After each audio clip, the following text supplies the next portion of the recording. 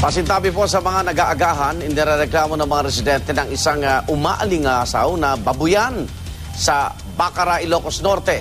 Isang maruming slaughterhouse naman ang banta sa kalusugan din ng mga taga-Lingayen, Pangasinan. Darito ang report.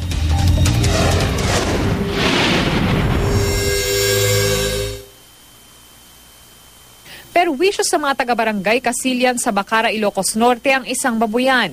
Paano ba naman kasi nakasusulasok ang amoy na nagmumula rito? Hindi kasi maayos ang daluyan ng dumi ng mga baboy at wala ring takip ang septic tank. Matagal na raw itong inirereklamo pero hanggang ngayon wala pa ring aksyon ang may-ari nito.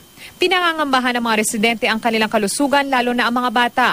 May mga araw na hindi raw sila makakain ng maayos. Sinubukan ng GMA News na kunin ang panig na may-ari ng babuyan. Tumanggi siyang humarap sa kamera. Pero ayon sa kanya, hihintayin na lang niyang maibenta ang kanyang mga alagang baboy. Pagkatapos ay isasara na raw niya ang babuyan. Naipaalam na ng mga residente ang problema sa Rural Health Unit ng bayan at iimbestigahan daw nila ito. Nalilimahid at nilalangaw naman ang katayang ito sa Lingayen, Pangasinan. Nagkalat ang dumi at hindi ito malinisan ng maayos. Kulang daw kasi ang tubig na panglinis dahil sira ang water pump sa lugar.